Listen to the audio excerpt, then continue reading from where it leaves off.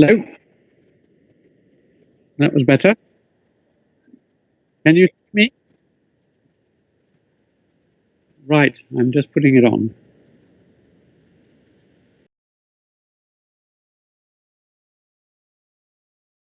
I am in my library, which is in a garden, a big garden, in a lovely English village, which is 6 miles from Cambridge.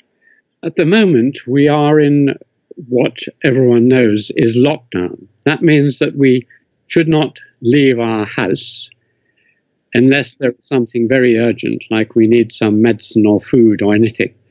So apart from going out to clap for our nurses and doctors, which we do every Thursday evening, apart from going out twice to clap, in the last 3 weeks or so since we've been in lockdown, Sarah and I, who share this house, have never been out of our house. But because we have a beautiful, great big garden with many trees and many paths, yesterday, for example, I walked for 4 miles, which is about 5 kilometers, round and round our garden. So we can get lots of exercises. And we have a big barn filled with 8,000 books and other books elsewhere. We have a Japanese-style tea house where I do my writing. And we have a 17th century cottage just at the time that the Qing came to China. So it's an old house. And we have a very, very regular routine, which we've had for many years, but now it's all we do, which is that we get up 9 o'clock, have our very nutritious breakfast, cereal breakfast, come out by about 9 o'clock, writing and typing, and coffee in the middle of the day, in the middle of the morning. Then we have our lunch, very simple buns, which Sarah makes. Then we come back for perhaps an hour or so, and then sometimes I go and have a little sleep because I've been working hard. Sarah is meanwhile working very, very hard on the other computer on the other side of the barn. And then we have our tea, and then we talk to Chinese friends on Skype and so on, and then go in, do some yoga in the evening, and then we relax, make supper, and watch a very good film about China or about some other part of the world. So each day is very patterned and rhythmed, but there is plenty of exercise, plenty of alternation, and plenty of contact with friends over the internet. So it's for us at our age, 78, it's an almost perfect life.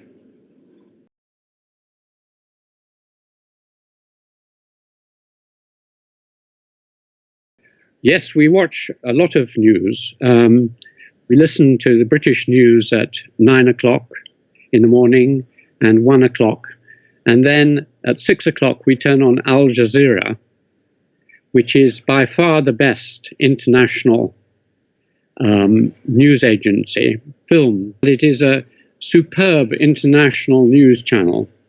So we watch that for 1 hour, and then we watch English news on Channel 4 for another hour. So we watch 2 hours of news.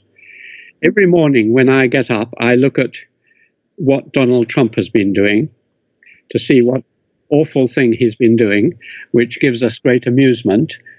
And Sarah has found on her computer the best news agency is the Xinhua Chinese news agency, which is better than the BBC or any other news reporting agency. So we have probably during our day, we have 3 or 4 hours. And we also read an English newspaper, the The Independent, the short version of that. So we are absolutely up to date with the news.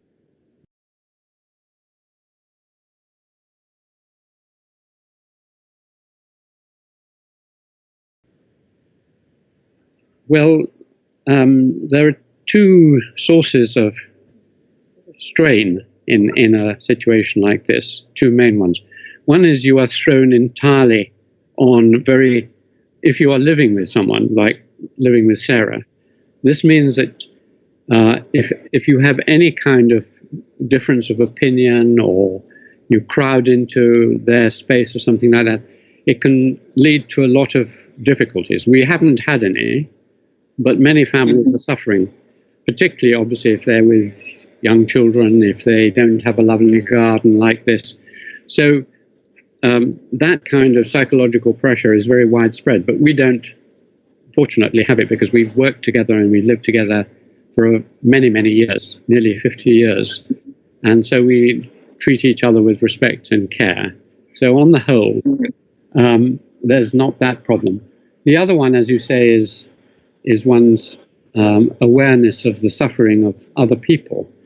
And at the beginning, obviously, I was aware of the suffering of the Chinese people and felt very sad for my Chinese friends and so on. But they dealt with all that so well and quickly that we no longer had to worry about China.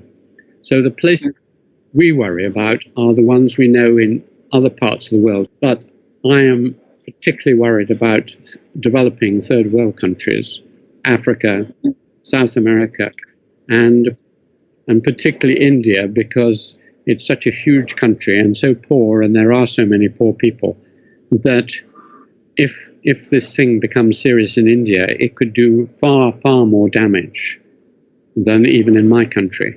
So we worry about what will happen in those sort of countries. But in England, I think we are just leveling off and then it'll improve.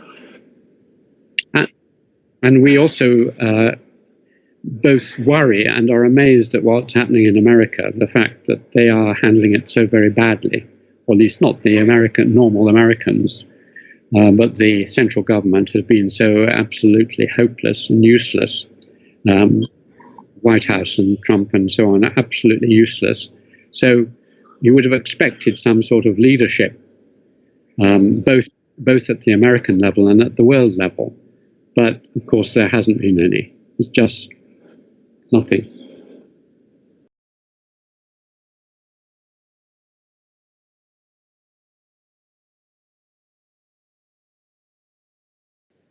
I was asked by a newspaper yesterday called the Guangming Daily, and they've asked me to write something on the COVID-19, and what they really wanted me to write about was what I thought was going to be a result, what will happen as a result of the COVID-19. And so I've written that, and that made me think about the effects of such an epidemic.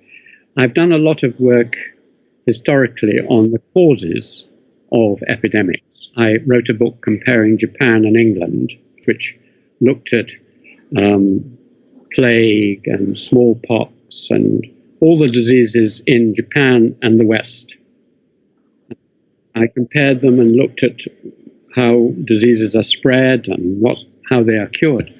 So historically, I know a lot about disease, but I haven't thought much about what effect such an outbreak will have. And so being asked to write this article for that newspaper has made me think about what will happen in the next 10 years as a result. So although I'm not working on that very seriously, I am thinking about that.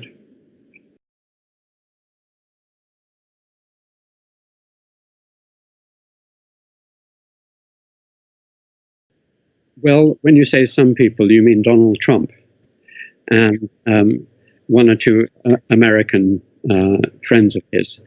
No one else does. In fact, the World Health Organization has said you should not ever label diseases by the place of origin. If you did that, then you would talk about, for example, the English had a very serious disease of their cattle. where their cattle were dying, and the European countries refused to take British meat because they mad cow disease. Well, no one called it English mad cow disease. It's ridiculous because diseases start anywhere, and all you do by labeling it is to try and shift the blame to someone else. So we don't even for certain know where it began. Some people say that it was imported pangolins coming in from Malaysia or something like this. So it may or may not have started in Wuhan, but that doesn't matter. It could have started here. It could have started anywhere.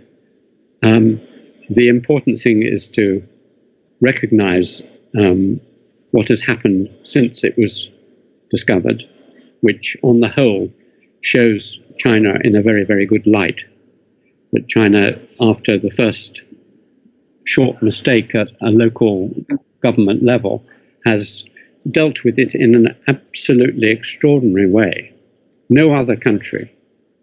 If you think that America has had 2 months, 3 months to prepare for this, and now there are 500,000 people in America with COVID, and all that preparation time had no effect.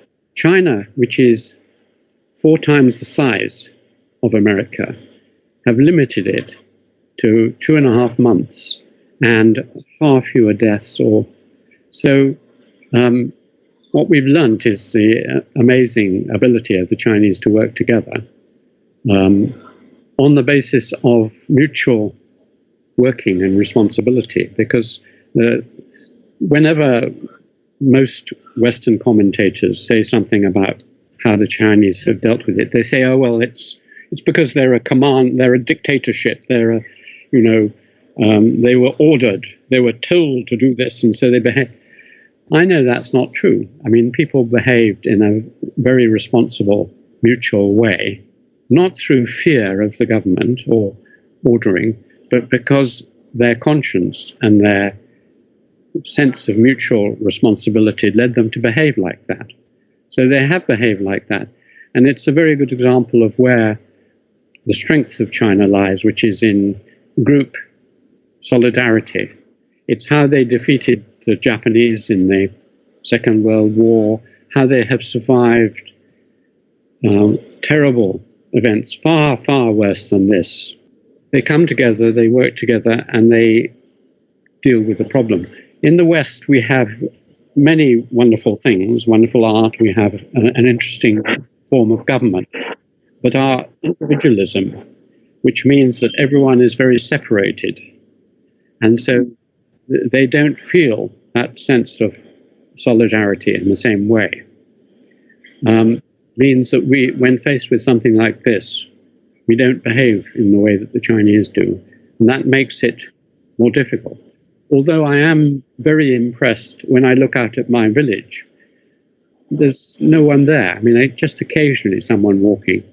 And if you look at photographs of Western cities or whatever, people are behaving extremely carefully, considerately, helping their neighbors, and so on. So the response has been very, very good in many ways. Well, but not as amazing as China.